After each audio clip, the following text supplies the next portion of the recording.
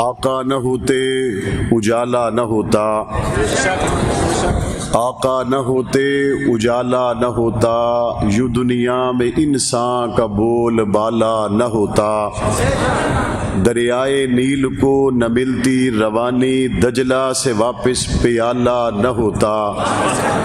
جوتی کا عرشوں پہ جاتا نہ کھٹکا، جوتی کا عرشوں پہ جاتا نہ کھٹکا، جو ذیشان حبشے کا کالا نہ ہوتا۔ ظلمت نہ چھٹتی سویرا نہ ہوتا، ظلمت نہ چھٹتی سویرا نہ ہوتا، صدیقی اگر کملی والا نہ ہوتا۔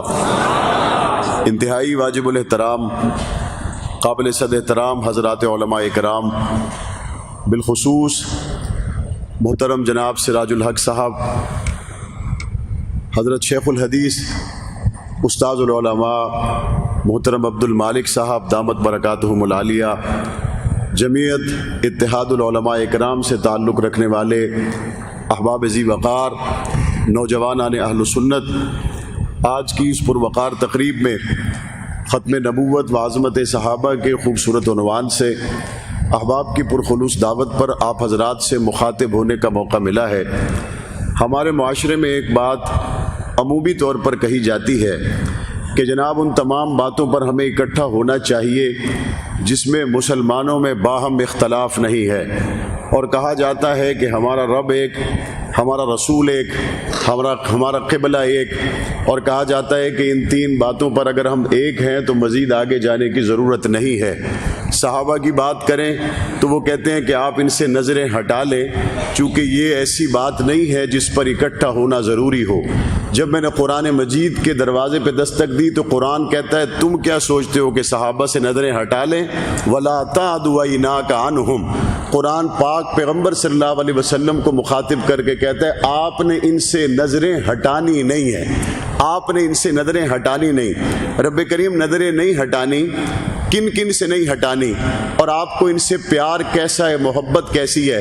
تو مجھے ایک منظر نظر آتا ہے کہ مدینہ منورہ کے بازار میں ابو بکر صدیق پریشان ہے، اور وجہ اس کی یہ ہے کہ تانا دیا ہے باپ نے، اور باپ تانا دیتے ہوئے کیا کہتا ہے کہ ابو بکر میرے 80,000 درہم تو نے سستے سستے غلاموں کو مہنگے داموں میں خرید کر آزاد کرنے میں لوٹا دیے، اگر تجھے دنیا میں نام کمانا تھا تو میرے 80,000 درہم تو ضائع نہ کرتا، اگر ایسا کرنے کا تیرا ارادہ بن ہی گیا تھا تو مہنگے غلاموں کو خریدتا تاکہ نام اونچا ہوتا۔ عامر بن فہیرہ کو مہنگے داموں میں خرید کر آزاد کرنے کی بھلا کیا ضرورت تھی؟ حبشے کے کالے بلال کو مہنگے داموں میں خرید کر آزاد کرنے کی بھلا کیا ضرورت تھی؟ اگر تم نے نام بنانا تھا تو کوئی بڑے کام کرتے، ان چھوٹے غلاموں پہ بڑا پیسہ خرچ کرنا کوئی سمجھداری والی بات نہیں۔ چوٹ پڑی ابو بکر کے دل پر، اور چوٹ لگی ہے باپ کے جملوں سے۔ ابو بکر صدیق رنجیدہ ہوئے، پاک پیغمبر کے دربار میں پہنچے اور حضور علیہ السلام سے جا کے سارا واقعہ عرض کر دیا۔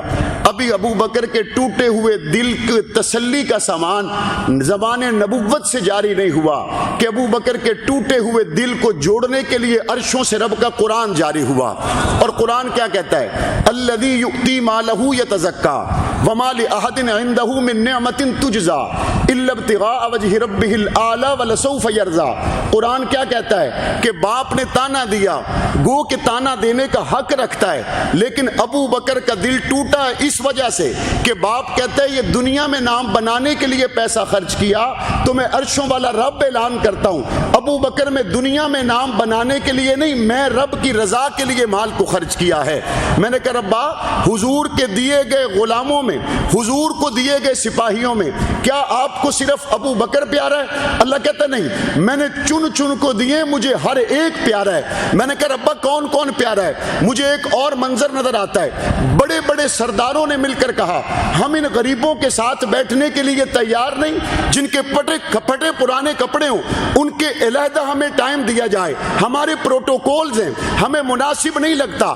آپ کے غلام، آپ کے جانثار وفادار پھٹے پرانے کپڑوں والے بھی بیٹھے ہوں اور ہم بھی آپ کی بات بات سنیں, ہمیں علیحدہ سے ٹائم دیا جائے. پاک نبی نے فیصلہ کیا, علیحدہ سے بات کرنا اس لیے چاہا, ہو سکتا ہے ان سے بات کی جائے اور ان کے دل میں بات اتر جائے. میرے نبی کو یہ فیصلہ کرنے کا اختیار تھا اور حضور علیہ السلام نے اس پر عمل کیا اور صحابہ سے کہہ دیا تم میں جتنے بھی ہوں جب یہ بیٹھے ہوں اس وقت تم میرے دربار میں نہیں آنا, اس وقت قریب آنے کی ضرورت نہیں. صحابہ کو پاک پیغمبر نے روکا, روکنے کا حق رکھتے ہیں. روکنے والے پیغمبر, رک جانے والے صحابہ جنہیں مخاطب کیا گیا یہ وہ لوگ ہیں جن کے بڑے بڑے نام ہیں, بڑے بڑے عہدے ہیں, بڑی بڑی سرداریاں ہیں, بڑے بڑے پروٹوکول ہیں. پاک پیغمبر کے روکنے کے بعد ایک نابینا عبداللہ ابن ام مکتوم اندازہ نہیں ہوا اور حضور علیہ السلام کی عین اس مجلس کے اندر داخل ہو گئے. پاک پیغمبر سے سوال کیا, حضور علیہ السلام کی پیشانی پر ناگواری کے آثار نمایاں ہوئے. حضور اس امراء کی مجلس سے اٹھ کر ابھی گھر نہیں پہنچے تھے, راستے میں قرآن آتا ہے اور قرآن کیا کہتا ہے, عبس وتولی ان جاءہ الاعمی وما یدریک لعلہ یزکی او یذکر فتنفعہ الذکریٰ. قرآن نے دو ٹوک الفاظ میں بتا دیا سارے مسلمان ہو جائیں لیکن اس نبینے کی قیمت ہمارے نزدیک زیادہ. میں نے کہا ربا پیار کتنا ہے, محبت کتنی ہے؟ قرآن کہتے ہیں پیار اتنا. ایک ایسا موقع آیا جب حضور نبی کریم نے فرمایا کوئی گھروں میں نہ رہے, سارے ہی نکلو. اور جانا کہاں ہے؟ فرمایا تبوک کے مقام پر پہنچو. لڑنا کس سے ہے؟ فرمایا دنیا کی سب سے بڑی طاقت سے لڑنا ہے. اے پیغمبر آپ اپنے جانثاروں کو لے کر کہاں جا رہے ہیں؟ خبر یہ آئی تھی کہ روم اپنے لشکر کو تیار کرنا چاہتا ہے اور صف بندی کرے گا تبوک کے مقام پر اور مدینہ پہ حملہ آور ہوگا. پاک پیغمبر نے اپنے جانثاروں کو لے کے جانے کا فیصلہ کیا. گویا میرے نبی نے یہ کہا اور تم کیا آؤ گے, ہم تمہاری طرف آئیں گے. حضور کے صحابہ جمع ہوئے, دنیا کی سپر طاقت کے خلاف. جانے والے لوگوں کی حالت کیا ہے؟ پیروں میں جوتے کوئی نہیں. دنیا کی سب سے بڑی طاقت کے خلاف نکلنے والوں کی حال کیا ہے؟ کہتے پیاس لگتی تو ایک گٹلی کو چباتے اور پیاس کم ہوتی تو اسی کھجور کی گٹلی کو نکال کے دوسرے کو دیتے. جا کدھر رہے ہو؟ کہتے سپر طاقت سے لڑنے جا رہے ہیں. دنیا نے کہا دیوانے ہیں. میں نے کہا وہ تو صحابہ تھے. آؤ نظر 20 سال پہلے جن کے بوٹوں میں تسمے کوئی نہیں, وہ سپر طاقت امریکہ, اور دوسری طرف وہ جن کی میگزین میں گولیاں کوئی نہیں. اور دنیا نے کہا کس سے لڑنے جا رہے ہو؟ انہوں نے کہا صاحب بہادر امریکہ سے لڑنے جا رہے ہیں. تبوک کے مقام پر میرے نبی نے فرمایا کوئی نہ رہے, سب چلو. 3 رہ گئے. واقعہ لمبا ہے, اس طرف نہیں جانا چاہتا, اپنے عنوان پہ بات کرنا چاہتا ہوں. 3 صحابی رہ گئے. حضور واپس تشریف لے آئے. منافقوں نے اپنی باتیں کی. یہ 3 صحابہ حضور کے دربار میں پہنچے. انہوں نے کہا یا رسول اللہ باتیں بنانے کو بہت بنا سکتے ہیں لیکن آپ کے سامنے بات بنائیں گے نہیں, چونکہ ایمان ہے یہاں بات بنے گی وہاں جبرائیل آئے گا. بات کوئی نہیں بنائیں گے, سیدھی بات ہے. سستی اور غفلت کے علاوہ کوئی چیز حائل نہیں ہوئی. پاک نبی نے فیصلہ چھوڑ دیا رب پر. 313 نہیں ہے, 30,000 نہیں ہے, صرف 3 ہے. اور 40 دن کے بعد جب توبہ قبول ہوئی تو قرآن کیا کہتا ہے؟ علماء کرام موجود ہیں, مدارس سے تعلق رکھنے والے نوجوان طلبہ موجود ہیں. قرآن مجید یہ بھی کہہ سکتا تھا ہم نے ان 3 کی توبہ کو قبول کر لیا. ان صحابہ کے لیے یہ بشارت کافی تھی, لیکن قرآن جانتا تھا جب بھی یہ ان آیات پہ گزریں گے خوش بھی ہوں گے اور غمزدہ بھی ہوں گے. ہاں ہم وہی 3 ہیں جن کی توبہ قرآن میں قبول ہوئی اور ہم جنگ میں جانے سے رہ گئے تھے. قرآن کہتا نہیں محمد کا 1 صحابی ہو, 2 ہو یا 3 ہو, دل نہ ٹوٹے, دل نہ ٹوٹے۔ میں نے کہا قرآن کیا کرو گے؟ قرآن کہتا پڑھتے چلے جاؤ، میں شروع یہاں سے نہیں کروں گا، میں نے 3 کی توبہ کو قبول کر لیا۔ قرآن کہتا ہے میں شروع یہاں سے کروں گا، لقد تاب اللہ علی النبی جی، قرآن کہتا ہے تحقیق نبی کی توبہ کو اللہ نے قبول کیا۔ ربا نبی تو معصوم ہوتا ہے، نبی کی توبہ کیسے قبول؟ قرآن کہتا ہے اس سے آگے چلو، لقد تاب اللہ علی النبی والمہاجرین والانصار، ہم نے نبی کی توبہ کو قبول کیا، انصار کی توبہ کو قبول کیا، مہاجرین کی توبہ کو قبول کیا، والذین اتبعوہ فی ساعۃ العسرہ، اور جو میدان جنگ میں مشکل گھڑی میں آپ کے ساتھ گئے ان کی توبہ کو بھی قبول کیا۔ ربا جو چلے ہی گئے ان سے تو گناہ ہوا ہی کوئی نہیں، قرآن کہتا نہیں ان کی توبہ کو بھی قبول کیا۔ اتنا اہتمام قرآن کرتا ہے، نبی کی توبہ کو قبول کیا، انصاریوں کی توبہ کو قبول کیا، مہاجرین کی توبہ کو قبول کیا، الذین اتبعوہ فی ساعۃ العسرہ، مشکل وقت میں جو آپ کے ساتھ کھڑے رہے ان کی توبہ کو قبول کیا۔ اس کے بعد قرآن کہتا ہے وعلی الثلاثۃ الذین خلفوا، اور جو 3 پیچھے رہ گئے تھے ان کی توبہ کو بھی قبول کیا۔ یہ رب کا صحابہ سے پیار ہے یا نہیں؟ محبت ہے یا نہیں؟ پیار ہے یا نہیں؟ میں نے کہا ربا کبھی غلطیاں بھی تو ہو جاتی ہیں، کبھی غلطیاں بھی تو ہو جاتی ہیں، تو پھر قرآن کہتا ہے میں نے چن چن کے دیے، الزمہم کلمۃ التقوی وکانوا احق بها وآلہا، قرآن کہتا ہے یہ وہ ہیں جن کے ساتھ تقوی ہم نے لازم کر دیا۔ اور لازم ملزوم مولانا اعظم طارق شہید اس کا ترجمہ یوں کرتے تھے، جس طرح سورج کے ساتھ روشنی لازم، جس طرح چاند کے ساتھ چاندنی لازم، جس طرح برف کے ساتھ ٹھنڈک لازم، محمد کے صحابہ کے ساتھ تقوی لازم ہے۔ اگر کبھی غلطی ہو جائے تو پھر چھوٹی موٹی نہیں، قومی سطح کا جرم ہو جائے تو پھر ایک منظر سامنے آتا ہے، اور یہ منظر کون سا ہے کہ مسلمان میدان احد میں اور مسلمانوں نے کفار پہ وار کیا تو کافروں کے پاؤں اکھڑ گئے، اور حضور نے 50 صحابہ کو کھڑا کیا تھا پہاڑ کی چوٹی پر، اور پیارے نبی نے یہ فرمایا تھا جب تک ہم نہ کہیں تم نیچے نہیں آؤ گے۔ ایک روایت میں میرے نبی نے یہ بھی فرمایا یہاں تک کہ اگر تم دیکھو کہ جانور ہماری بوٹیاں نوچ رہے ہیں تب بھی تمہیں نیچے آنے کی اجازت کوئی نہیں۔ صحابہ کرام سے اجتہادی خطا ہوئی، وہ یہ سمجھے کہ جنگ جیت چکے لہذا وہ اس درے سے نیچے اترے۔ کفار کا ایک دستہ جنہوں نے اس درے کو خالی دیکھا پیچھے سے آئے، پھر سے مسلمانوں پہ حملہ کیا، دوڑے ہوئے کافر واپس آ گئے، اور پیچھے سے ایک دستے نے جب حملہ کیا مسلمان درمیان میں پھنس گئے، جیتی ہوئی جنگ ہار گئے، 70 صحابہ شہید ہو گئے، حضرت حمزہ کے ٹکڑے ہو گئے، احد پہاڑ پر میرے نبی کے لاڈلے چچا کے ٹکڑوں کو بکھیر دیا گیا۔ صرف خون جاری نہیں، شرمندگی اور ندامت کی وجہ سے حضور کے صحابہ کے آنسو بھی جاری ہیں، اور اس ماحول میں ایک سناٹے کا ماحول ہے کہ قومی سطح کا جرم ہوا ہے، جیتی ہوئی جنگ ہار گئے، حضرت حمزہ جیسے صحابی حضور کے لاڈلے چچا شہید ہو گئے، کلیجہ چبا دیا گیا، 70 صحابہ کی لاشیں سامنے، اور ہوئی تو غلطی ہے کہ اس پہاڑ کے درے سے نیچے نہ اترتے تو یہ نہ ہوتا۔ حضور کے دندان مبارک شہید ہو چکے ہیں، چہرے پہ خون ہے۔ این اس خاموشی کو، این اس سناٹے کے ماحول کو قرآن توڑتا ہے، اور قرآن کیا کہتا ہے؟ واعف عنہم، انہیں معاف کر دو، واعف عنہم، ان کو معاف کر دو، واستغفر لہم، اے محمد آپ مجھے کہیں میں بھی ان کو معاف کر دیتا ہوں۔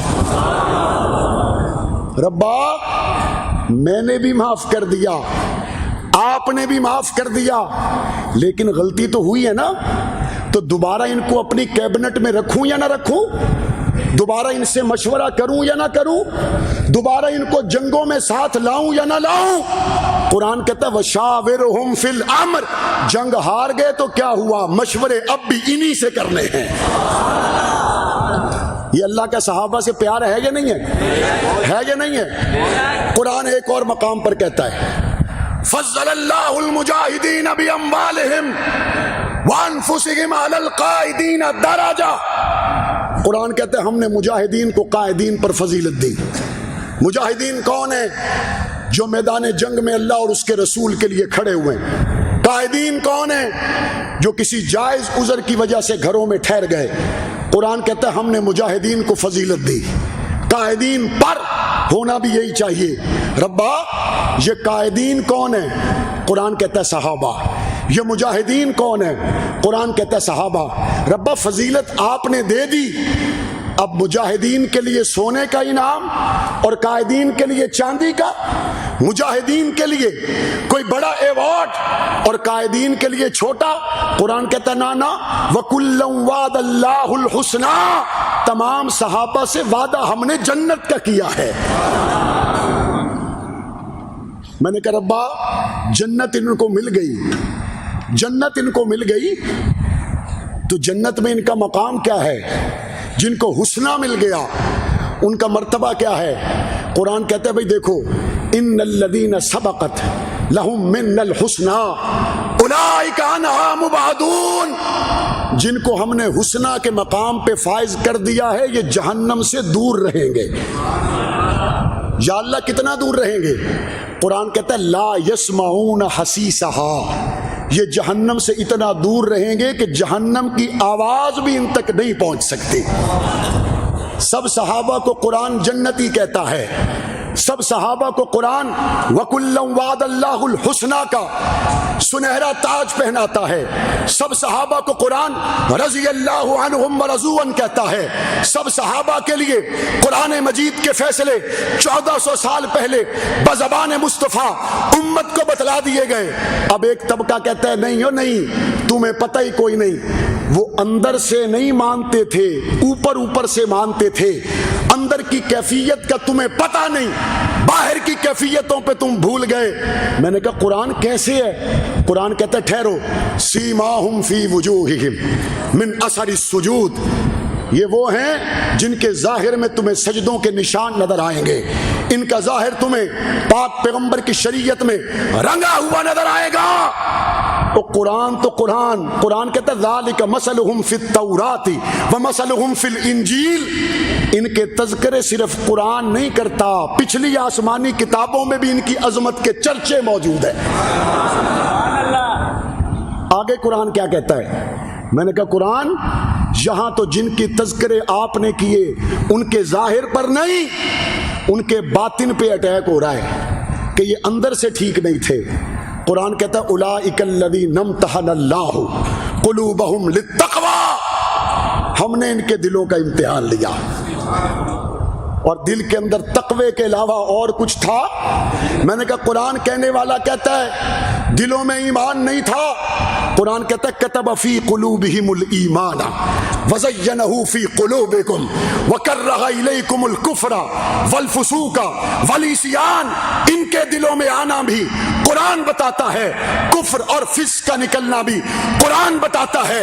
پاک پیغمبر کے ظاہر کو، پاک پیغمبر کے دوستوں کے ظاہر کو، پاک پیغمبر کے دوستوں کے باطن کو، پاک پیغمبر کے تمام ساتھیوں کو قرآن مجید نے بیان کرنے کے بعد جو آخری فیصلہ دیا وہ یہ تھا فَإِنْ آمَنُوا بِمِثْلِ مَا آمَنْتُمْ بِهِ فَقَدِ اهْتَدَوْا۔ اب قرآن کا یہ فیصلہ ہے ایمان وہی معتبر ہوگا جو محمد کے صحابہ جیسا ہوگا۔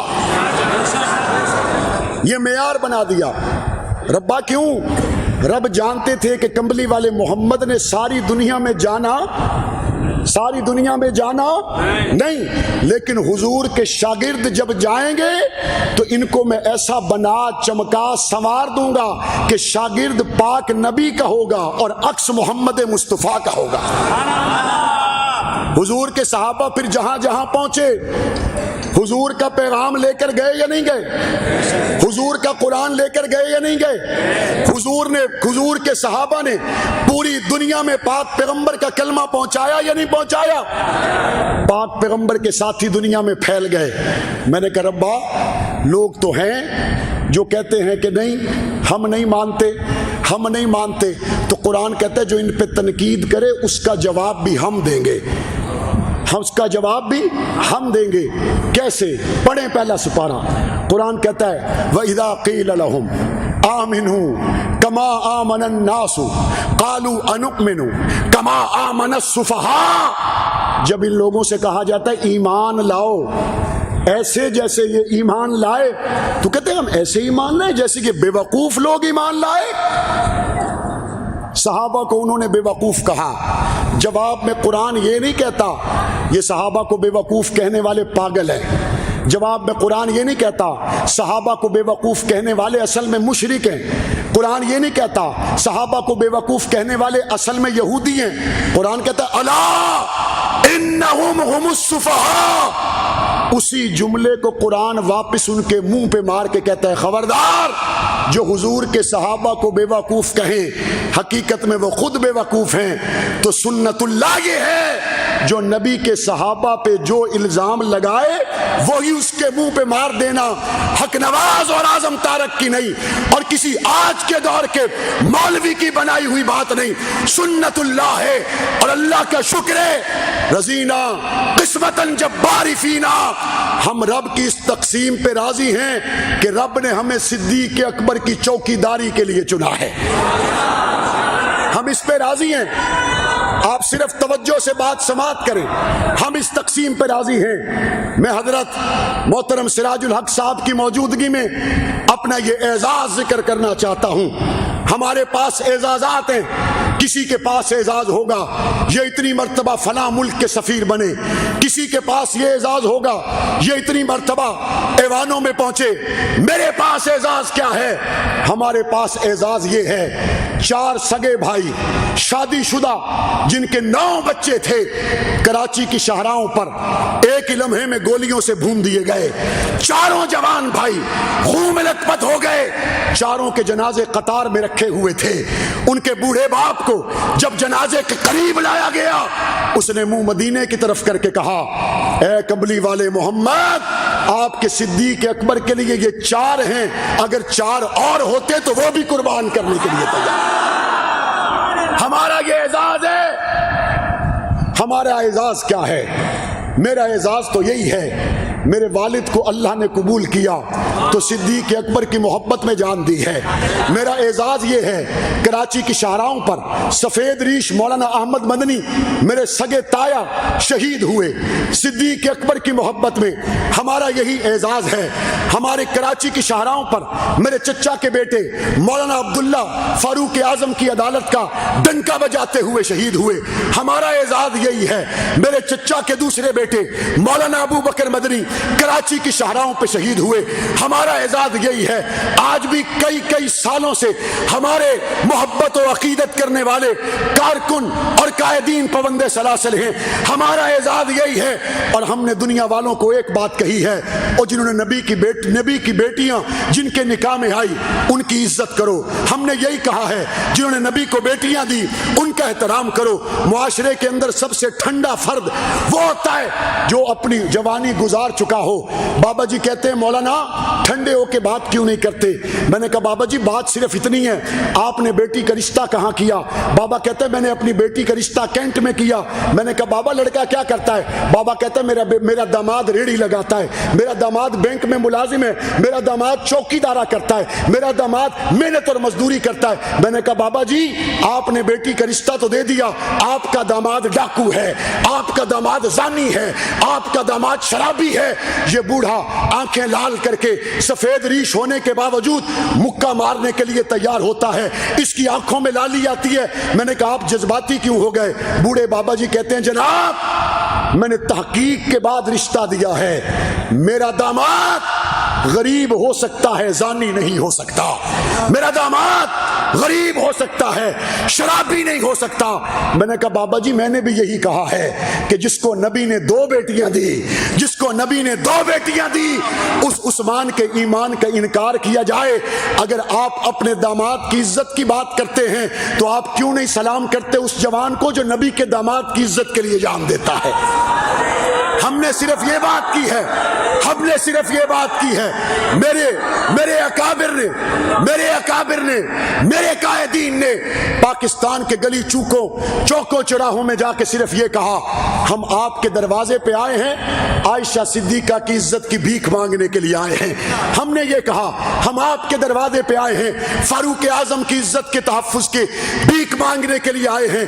میرے اکابر نے کہا دنیا والو ہم تمہارے دروازے پہ اس لیے آئے، تم قیامت میں یہ نہ کہو کہ ہمیں صدیق اکبر کے لیے بلانے کوئی نہیں آیا، تم قیامت میں یہ نہ کہو یا صدیق قیامت میں یوں نہ کہے اے پیغمبر میں نے تو آپ کو بیٹی دی تھی، اے پیغمبر میں نے تو آپ کے اشاروں پہ اپنی ساری جمع پونجی لٹا دی تھی، اے پیغمبر میں نے تو آپ کے اشاروں پہ اپنا کنبہ قبیلہ قربان کر دیا گیا تھا اور میرے ایمان کا انکار کیا گیا۔ صدیق اکبر کے چاہنے والے نہ بولے۔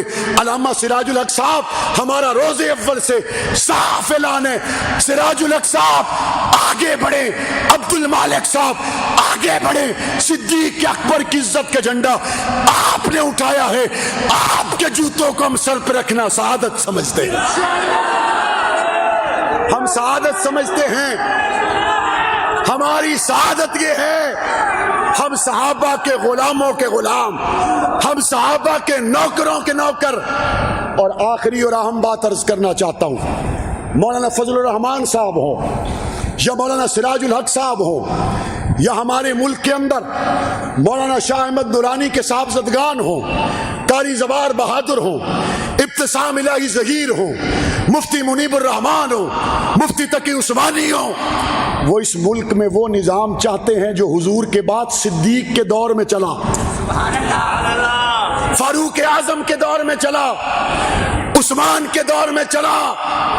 محترم وہ تو مل کے صدیق کا نظام لا سکتے ہیں جو صدیق کو امام سمجھتے ہوں، وہ تو مل کر فاروق کا نظام لا سکتے ہیں جو فاروق کو امام سمجھتے ہوں، وہ جو فاروق کو مسلمان ہی نہ سمجھتا ہو وہ فاروق کے نظام میں ہمارا ساتھی نہیں ہو سکتا، ہمارا ساتھی وہی ہو سکتا ہے کہ اعظم کو امام مانے، جو خلافت پر ایمان رکھتا ہو، جو ولایت فقی اور امامت کا ڈنکا بجا کے ایک نئے نظام کی طرف اپنی پینگیں بڑھانے کی کوشش کرے وہ ہمارا ساتھی نہیں۔ میں اس ذمہ دار سٹیج پر کھڑا ہو کے کہتا ہوں جس طرح علامہ سراج الحق صاحب نے جمعیت علماء اسلام کے تاریخی جلسے میں کہا تھا کہ ہم مکمل طور پر مذہبی اور سیاسی اثر رسوخ مولانا فضل الرحمان صاحب کی گود میں ڈالنے کے لیے تیار ہے، میں کہتا ہوں آئیے ابو بکر عمر عثمان و علی کے نظام کے لیے جد و جہد کریں، ہم اپنے چاہنے والوں کی ساری محبتیں، سارا سیاسی اثر رخوص حضرت علامہ سراج الحق صاحب کی جھولی میں ڈالنے کے لیے تیار ہیں، آئے آگے چلیں، ہم آپ کے قدم بقدم ہوں گے، آپ کا پسینہ گرے گا، ہم خون بہا دیں گے۔ آج کے جوان سے کہتا ہوں اٹھ شیر مجاہد ہوش میں آ، تعمیر خلافت پیدا کر، کیوں فرقے فرقے ہوتا ہے، اب ایک جماعت کو پیدا کر تو بھی ترقی دنیا میں، اسباب تجارت پیدا کر، قارون کی دولت ٹکرا دے، عثمان کی دولت پیدا کر، اسلام کا دم تو بھرتا ہے، کفار سے پھر کیوں ڈرتا ہے، یا تو اسلام کا نام نہ لے یا شوق شہادت پیدا کر، اور دل سے یہ کہہ کر آ گھبرائے نہ، حالات بدلنے والے ہیں، جو کانٹے بن کر آئے تھے وہ لمحے ٹلنے والے ہیں، مظلوموں کی یا ہونے شولوں کی ندائیں پہنی ہیں، یہ جال کے بس سیادوں کے اب سڑنے گلنے والے ہیں، ہمت نہیں طوفانوں میں جذبوں کو ہمارے چھین سکے، جتنا ہم سے الجھو گے ہم اور مچلنے والے ہیں۔ ماشاءاللہ